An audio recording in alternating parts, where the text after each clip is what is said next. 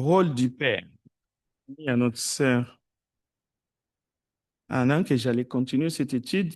Évidemment, ce matin, nous allons continuer cette étude. Je remercie déjà le frère qui est à la technique pour nous projeter déjà.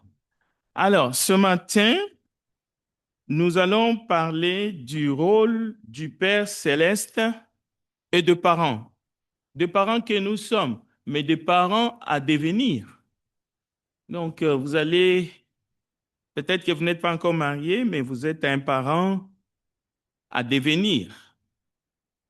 Donc, c'est mieux que les petits-enfants, les enfants mineurs ne sont pas avec nous. C'est mieux comme ça. On va parler d'eux, surtout, mais nous parlerons aussi des enfants adultes.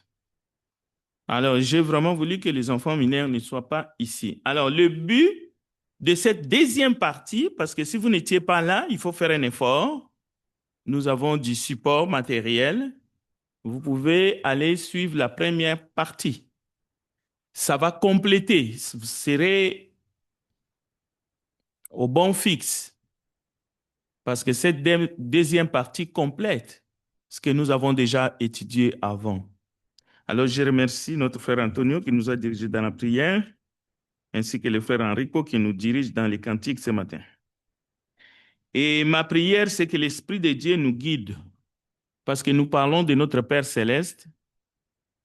Nous avons besoin de l'aide de l'Esprit pour que nous ne puissions pas tordre la parole qui est esprit et vie. L'objectif de cette deuxième partie, c'est pour comprendre comment le Père céleste accompagne la croissance de ses enfants que nous sommes. Il nous a engendrés par la parole qui est la sémence, mais en même temps, ce n'est pas un père démissionnaire. Nous allons voir, nous allons identifier les étapes du rôle parental et de la manière que cela évolue. Et ensuite, nous allons reconnaître la transition, parce qu'à un moment donné, il y a la dépendance des enfants. Lorsqu'ils ne sont pas adultes, il y a une manière d'agir avec eux. Donc, il y a l'autonomie des enfants qui arrivent et la responsabilité, c'est-à-dire qu'à leur tour, ils deviennent des parents. Et nous verrons comment il faut éviter des jugements entre parents, des jugements hâtifs. Hâtif, ça veut dire on fait un jugement avant même de connaître les faits, par exemple. Parce que pour bien faire un jugement, il faut écouter les deux oreilles. Par exemple, je prends juste un exemple. Tu ne peux pas seulement écouter un enfant, tu fais un jugement. Non. Il faut aussi écouter les parents si tu veux vraiment faire un jugement. Sinon, mieux vaut ne pas le faire. Mais entre nous parents, on a aussi tendance de se juger. On n'a pas les mêmes catégories des enfants, ils n'ont pas le même âge, mais parfois c'est facile de juger. Nous verrons ça aussi. Et finalement, nous allons apprendre à respecter la liberté des enfants une fois devenus adultes. Mais nous n'allons pas inventer des théories et des principes. Nous allons voir tout cela à la lumière du rôle du Père céleste envers ses enfants que nous sommes. Et nous allons appliquer cela. L'application, ce n'est pas des vérités que j'ai énoncées. Non. Ce sont des questions de réflexion. Peu importe les catégories des enfants que vous avez pour le moment. Aujourd'hui, vous pouvez avoir des enfants qui sont mineurs, mais dans 10 ans, ces enfants seront adultes, peut-être. Alors, les questions de réflexion sont sous forme, au fait, l'application est formulée sous forme de questions de réflexion. N'allez pas vite en besogne. Oh, le frère Frédéric a dit, il faut accompagner les enfants sans les contrôler. Non, c'est une question. C'est pour ça qu'il y a un point d'interrogation à la fin. les parents qui ont des enfants adultes, surtout dans ces cas-là, même si vous avez des enfants mineurs, mais ils deviendront adultes, devront-ils accompagner leurs enfants adultes sans les contrôler? Question. Est-ce qu'il faut les aimer sans imposer l'éducation? C'est de l'éducation qu'il s'agit. Conseiller sans diriger. Parce qu'un parent peut devenir un conseiller parce que les enfants ont grandi. C'est une question. Est-ce qu'il faut respecter leur liberté, respecter la liberté de l'enfant de devenir adulte? Cela veut dire l'enfant est libre. On peut devenir ami. Peut-on devenir juste amis de nos enfants parce qu'ils sont devenus adultes? Vous savez, entre amis, tu peux me dire ce que tu penses, mais tu n'as aucun droit de m'imposer quoi que ce soit, ni de me dicter tes idées. On peut poser, j'aurais pu ajouter, est-ce que nos enfants devenus adultes deviennent nos amis?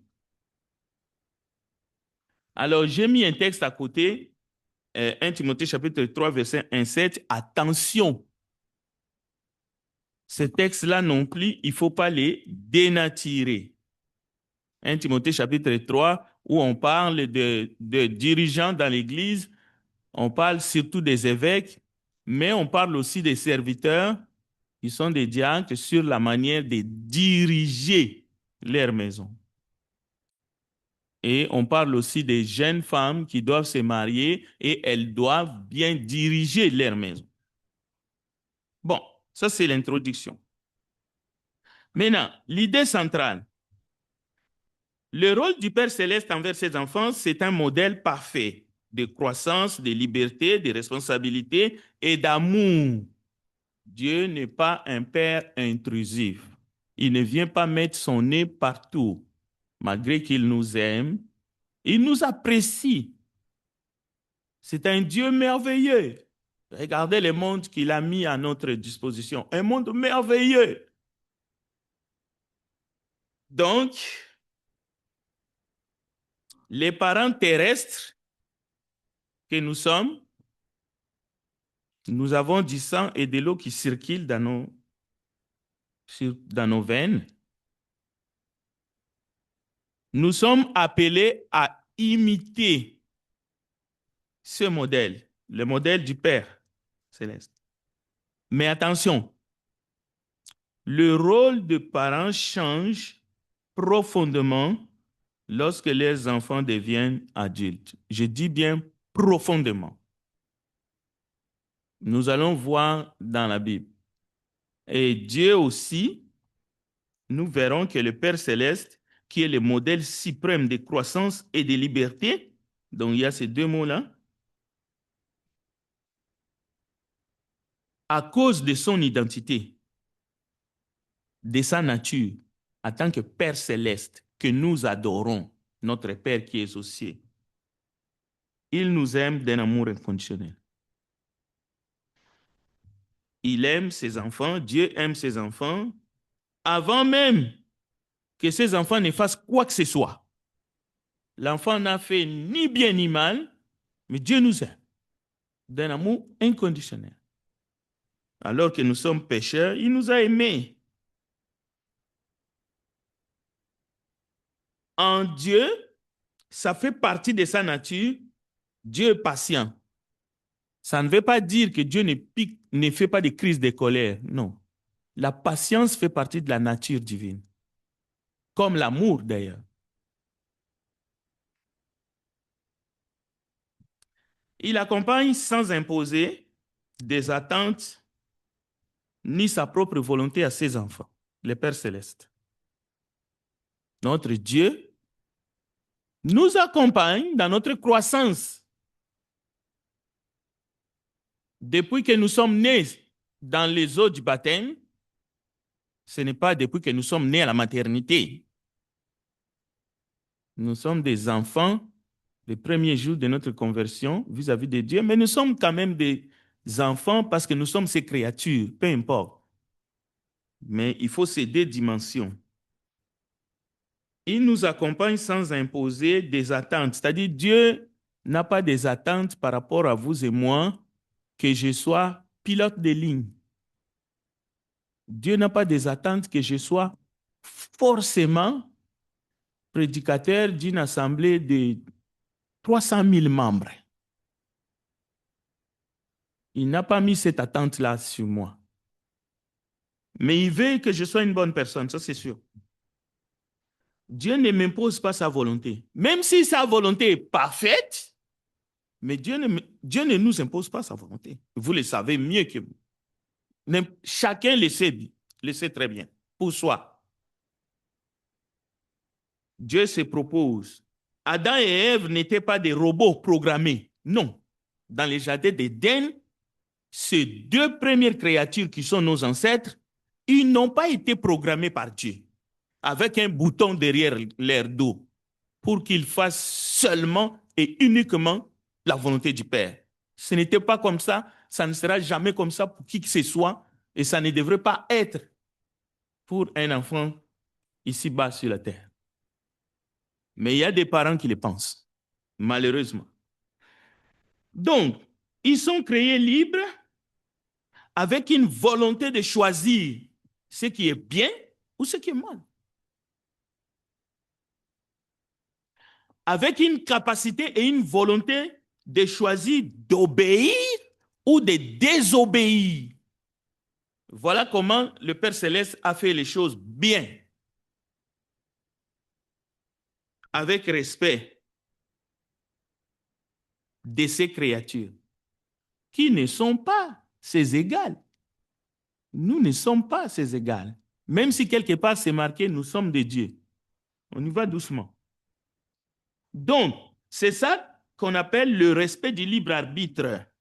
Cela veut dire que Dieu guide, mais ne force jamais. Deutéronome chapitre 30, verset 15 à 20, vous pouvez noter ça.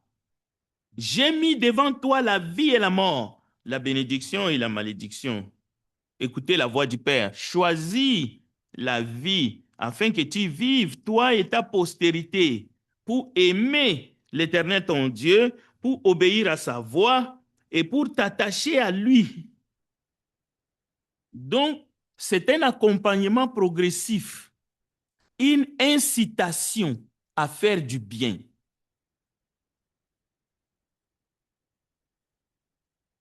Donc, le principe clé, les principes clés, très bien, nous arriverons. Restons sur cette page-là. Les principes clés, c'est la croissance. Dieu veut que ses enfants deviennent capables, autonomes et responsables. Ça, c'est clair. La responsabilité, c'est que Dieu donne des commandements pour former les caractères. Mais ces commandements-là, il ne va pas les imposer. Alors, bien sûr, je vois déjà des questions. Soit disant, les parents doivent utiliser le bâton pour des enfants, peut-être qui sont mineurs. Mais si vous les faites ici au Canada, on va vous prendre vos enfants. Je vous préviens. Donc, la liberté, Dieu laisse l'enfant choisir sa voie, mais il faut éduquer les enfants, ça c'est sûr et certain. Il faut les apprendre les bonnes manières. Même si l'enfant va commettre des erreurs, nous qui sommes ses enfants, Dieu nous laisse la voie libre. Pas pour faire le mal. Luc chapitre 12, versets 47 à 48. La notion de responsabilité pour Dieu a une place énorme. Écoutez ce texte.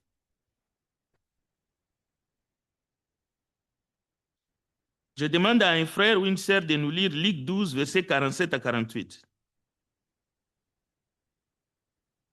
Après, nous allons attaquer cette page-là, qui est vraiment le cœur du développement du message de ce matin. Et vous pouvez commencer à réagir dès que j'ai fini cette page-là.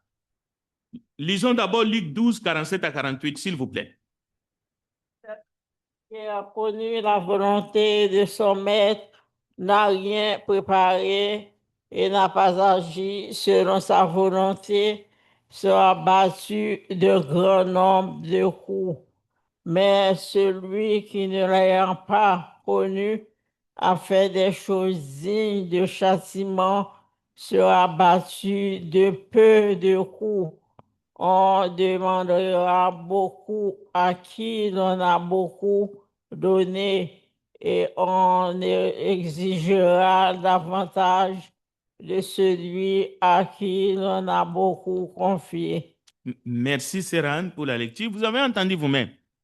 Ce n'est pas parce que Dieu n'impose rien, ainsi de suite, la liberté, le libre arbitre, mais Dieu est tenace. C'est une question de responsabilité. Donc, plus vous croissez, plus vous recevez les instructions.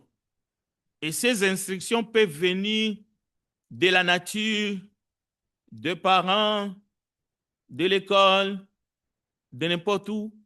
Plus votre responsabilité est grande devant Dieu. Et je viens de vous donner les textes. Nous sommes tous ses serviteurs, enfants, jeunes, personnes âgées. Nous rendrons des comptes à Dieu, mais nous avons des responsabilités qui sont différentes. Ici, on parle de parents, on va parler des enfants, parce que je vais continuer cette étude le temps qu'il faudra. Bon, le rôle des parents est un reflet terrestre du modèle céleste. Il ne faut pas aller par quatre chemins. Ne venez pas avec des formules toutes faites ou des idées ancestrales, traditionnelles. Non, je ne prêche pas la tradition ancestrale. Je prêche la parole de Dieu. J'utilise un livre qui s'appelle la Bible.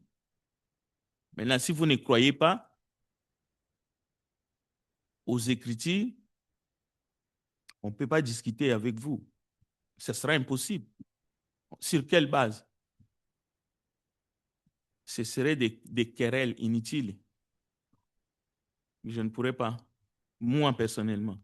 Mais si tu crois, les Écritures, c'est la parole de Dieu, on peut échanger des opinions. Donc, le rôle de parent est un reflet terrestre du modèle céleste. Quand l'enfant est jeune, de 0 à 12 ans, l'enfant a besoin de la protection, de l'instruction et une autorité bienveillante.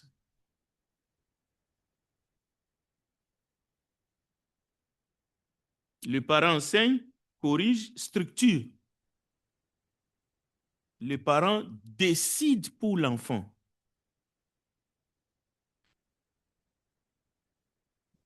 Mais ce n'est pas éternel. Quand l'enfant devient adolescent de 13 à 18 ans, il y a un accompagnement. Le parent devient un guide. Un dialogue s'installe.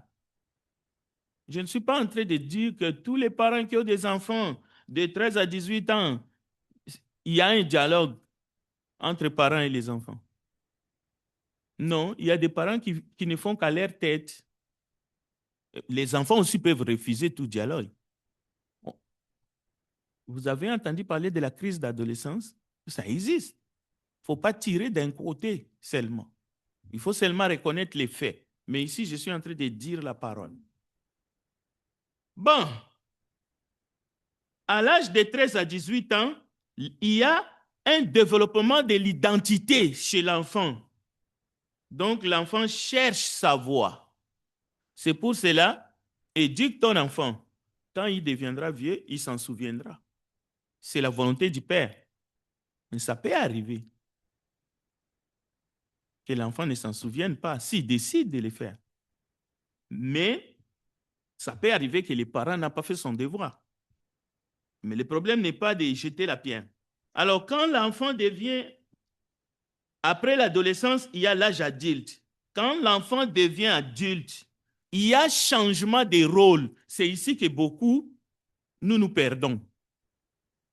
Maintenant, est-ce que nous allons accepter que le rôle des parents, c'est un reflet du modèle céleste, oui ou non? Tu peux taper un coup de poing sur la table. C'est mes enfants! Je veux faire ce que je veux. OK, s'il vous plaît. Le problème n'est pas entre personnes, individus. Non. Écoutez, il y a changement de rôle. Le parent devient un conseiller et non un commandant. Donc, à cet âge-là, il y a le respect de l'autonomie. L'enfant adulte fonde sa propre famille s'il le désire et prend ses propres décisions. Le parent ne décide plus à ce moment-là pour l'enfant. Est-ce que c'est une relation d'égal à égal? Dans les domaines spécifiques de la parole de Dieu, n'oubliez pas toujours, enfant, honore ton père et ta mère. Ça, c'est les standards. Mais ce n'est pas un diminutif.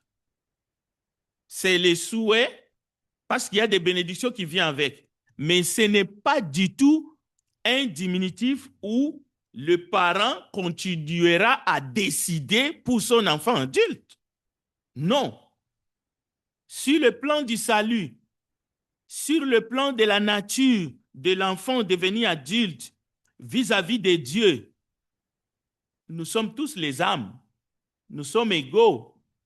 Dieu nous voit, nous aime de la même amour, du même amour. Dieu ne fait pas de favoritisme. Il aime plus les parents, moins les enfants. Non, c'est dans ces niveaux-là qu'il y a égalité. Nous sommes tous des âmes pour lesquelles Christ est mort sur la croix. Donc pour nous qui sommes en Christ, nous voyons cette égalité. Mais pour ceux qui ne sont pas en Christ ou qui prônent la suprématie éternelle avec l'idée que les parents sont les dieux des enfants dans ce monde, ça c'est une doctrine qui vient d'ailleurs. On ne les trouve pas dans la Bible. Il n'y a qu'un seul Dieu suprême pour nous tous. Bon. Les parents ne sont plus les autorités principales. À perte d'autorité, acceptons-les. Même avec l'arme. C'est la parole. Ce n'est pas une opinion. Les enfants ne sont plus les autorités principales, les enfants devenus adultes. Les parents sont quand même un soutien, un repère. Alors, le point clé ici, le Père Céleste, c'est un modèle d'amour, de liberté et de respect envers nous. Et ça devrait être la même chose pour les parents envers leurs enfants. Et les enfants doivent être au courant. Mais les enfants ne doivent pas se déresponsabiliser. C'est une grande responsabilité de leur part. Parce que Dieu va leur redemander autant qu'il demande aux parents. Tout cela, ça fait partie de l'enseignement. C'est ça, devenir mature. Les parents doivent adapter leur rôle selon l'âge de l'enfant. Les enfants adultes doivent être traités comme des adultes et pas comme des enfants. Les jugements entre parents, c'est la dernière partie, sont souvent basés sur l'ignorance des réalités vécues. À cause de l'ignorance, un parent qui a des enfants moins âgés peut juger un parent qui a des enfants adultes. C'est normal. Ou un parent qui a des enfants adultes, ça fait longtemps qu'il n'a plus fait affaire avec des enfants qui sont moins âgés, peut avoir tendance de juger les parents qui ont des enfants moins âgés. Mais ne tombons pas sur ce piège. Nous avons plutôt besoin de prier les uns les autres, de nous soutenir les uns les autres. Aimer un enfant, c'est l'aider à devenir libre. Aimer un adulte, c'est respecter la liberté qu'il a acquise. Voilà. Est-ce qu'il y a des questions sur cette première partie? Si vous avez une question, un commentaire, je vous laisse le temps de les poser pour me permettre de conclure. Nous allons avancer dans la projection aussi, s'il vous plaît. Oui? Oui, attendez le micro.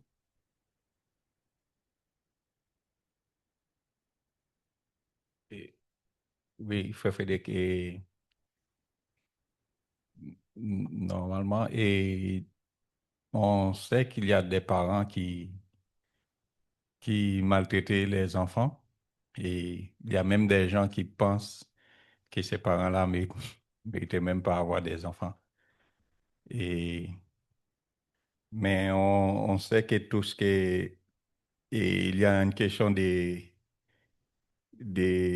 culture aussi. Et, et par exemple, comme on peut dire, je vais prendre un exemple en Haïti, et surtout dans les provinces, on dit et on a besoin de tout un village pour élever un enfant. Mhm. Et parce que ma mère m'a expliqué une fois une histoire qu'il était habillé et puis alors sa belly était mal, son chandail était mal rangé et puis il y a un adulte qui voit ça et puis l'adulte a prend une ceinture là, dans la rue là. C'est Mhm. même pas son père, sa mère là et puis son oncle et puis il a prêté ma mère. Et en arrivant à la maison, ma mère essayait de ne pas pleurer parce que si ses parents voient ça, ils vont dire qu'est-ce qui s'était passé. Et puis s'il dit c'est un adulte, un monsieur qui l'a fouetté, ils vont même pas poser la question qu'est-ce qui s'était passé, ils vont le fouetter encore parce qu'il a fait quelque chose, c'est comme ça. Mais maintenant, c'est différent et on voit qu'il y a des adultes qui même voulaient voir et il y a des jeunes qui s'habillent n'importe comment. Et puis, c'est un plaisir pour ces gens-là de regarder ces jeunes filles-là, la façon qu'ils s'habillent. Et on voit que non, ça dépend de la culture. Non, et je vois qu'il y a beaucoup de parents, ça, c'est une bonne, et cette étude-là, c'est vraiment bien parce que ça va nous aider à comprendre comment gérer nos enfants parce que tout ce qu'on fait et la façon qu'on essaie d'éduquer nos enfants, c'est parce qu'on fait ça par amour, c'est pas parce qu'on haït nos enfants, mais on fait ça par amour, mais parfois on passe pas dans la bonne direction pour aider. Parfois, on pense qu'on est en train d'aider, mais on a aggravé les choses vraiment. Bien. Oui. OK. Un bon commentaire. Il faut faire très attention avec la culture. D'ailleurs, c'est bien, tu as mentionné que des fois, c'est problème de culture. Il faut faire très attention avec ces problèmes de culture. Des fois, la culture va trop loin et nous pousse à faire des choses que nous regrettons. La culture n'est pas sainte. Il faut voir si la culture n'a pas dépassé de loin la parole. Et c'est ce que nous faisons justement ce matin.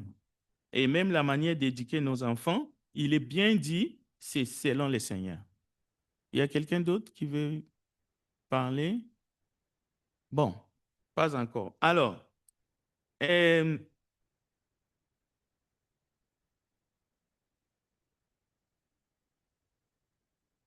un père, le plus beau cadeau de donner à nos enfants, je l'ai mis même dans le bulletin, vous verrez,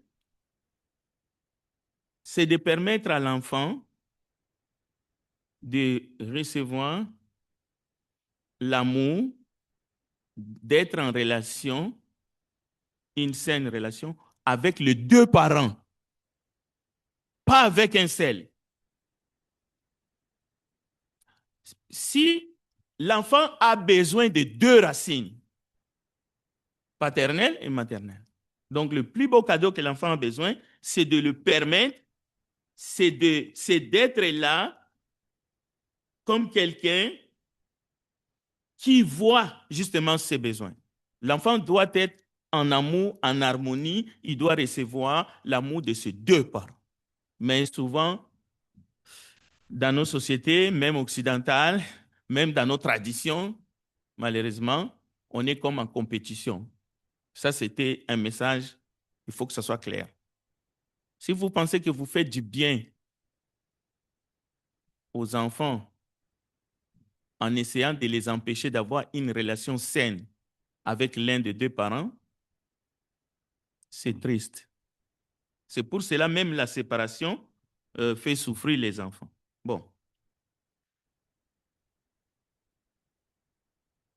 Les parents, dans le cadre de ces études que nous allons avoir sous forme de formation, sont des serviteurs, mais des éducateurs. Un éducateur et une éducatrice. Mais il faut être conscient que par rapport à l'âge des enfants, radicalement, les tempos changent. Le refus crée des conflits et des tensions terribles. Mais les enfants doivent comprendre aussi que ces parents qui sont des éducateurs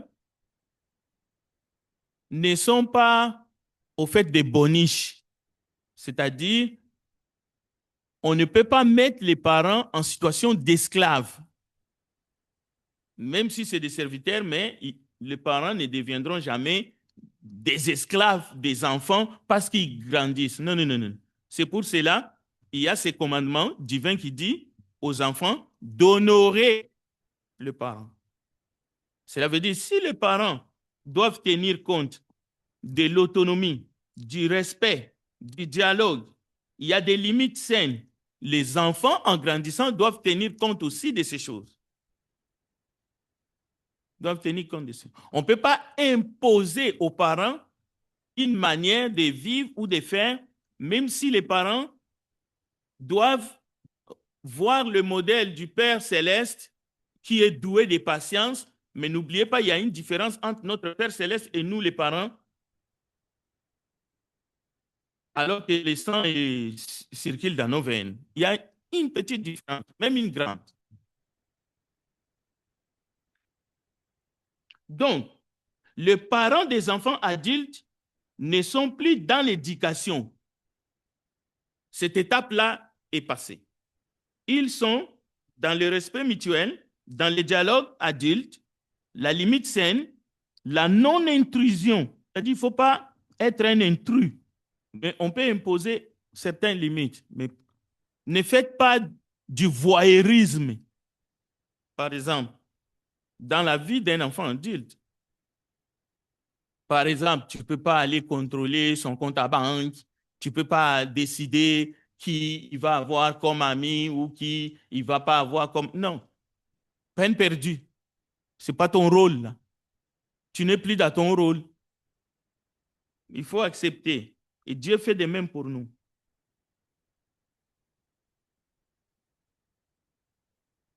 Bien. Lisons un texte biblique pour clôturer. On va lire deux textes bibliques, deux personnes. Osée chapitre 4, verset 6 et Malachie 2, 7. Ça, ce sont mes textes de conclusion pour aujourd'hui, mais l'étude va continuer. Osée 4 6, écoutons, c'est une exhortation. Et la deuxième personne lira Malachie 2, 7.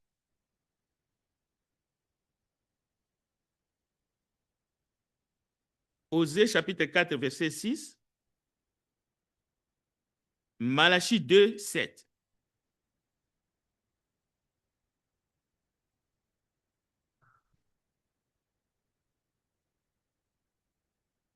Malachie 2, 7. Car les lèvres du sacrificateur doivent garder la science. Et c'est à sa bouche qu'on demande la loi, parce qu'elle est envoyée de l'Éternel des armées. Non, non, Malachie 4. S'il vous plaît, Malachie 4. C'est moi qui me suis trompé le texte. Malachie chapitre 4, s'il vous plaît. 4, verset 7. Oui, commencez à 5 même. Non, il n'y a pas de 7 dans 4. 5. Malachie 4, 5. 5, ok. Voici, je vous enverrai Élie, le prophète, avant que le jour de l'Éternel arrive, ce jour grand et redoutable. Malachie Oui, c'est 4, ça. Oui. 5. 5. Ouais. Hmm? On continue. Continue. Il ramènera le cœur des pères à leurs enfants et le cœur des enfants à leurs pères, de peur que je ne vienne frapper le pays d'interdit. Merci. Très bien. Malachie chapitre 4, verset 5.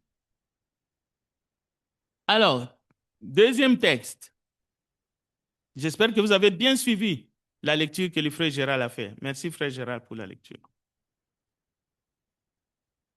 Maintenant, Osée 4, 6. Oui, attendez le micro. S'il vous plaît, Marinette.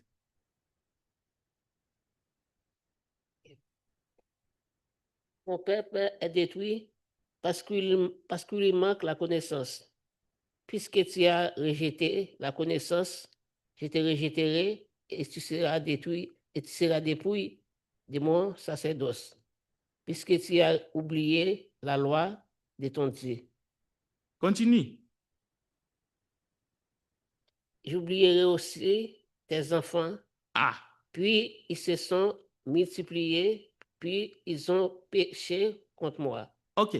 Merci, Marinette. Merci. Ces deux textes-là, gardez-les. La prochaine fois, quand je reviendrai, on partira de ces deux textes-là. Les parents, n'oublions pas la loi. Si nous oublions la loi, l'Éternel nous dit déjà, à travers son prophète Malachie, j'oublierai tes enfants. Donc, l'éducation est basée sur la loi de Dieu, sur la parole de Dieu. Mais les textes d'Osée, de Malachie que le frère a lu, c'est un texte qui demande la réconciliation entre les pères et les enfants, entre les parents et les enfants, les cœurs des parents, les cœurs des enfants, ainsi de suite. Les prophètes Élie devraient venir. La famille, elle est très importante dans le cœur de Dieu. Dieu dit, sinon, nombreux manqueront le royaume des cieux à cause de ces choses que nous sommes en train d'étudier. Tu ne peux pas dire, je m'en fous. Je vais donner un dernier conseil aux parents. Nous pouvons être certains qu'on les veille ou non, les enfants savent distinguer parfaitement, je ne sais pas comment, s'ils sont à nos yeux un fardeau ou une bénédiction. Je répète, les enfants savent distinguer à nos yeux comme parents, même si vous allez devenir parents, retenez ça, ils savent distinguer à nos yeux si eux, ils sont un fardeau ou une bénédiction.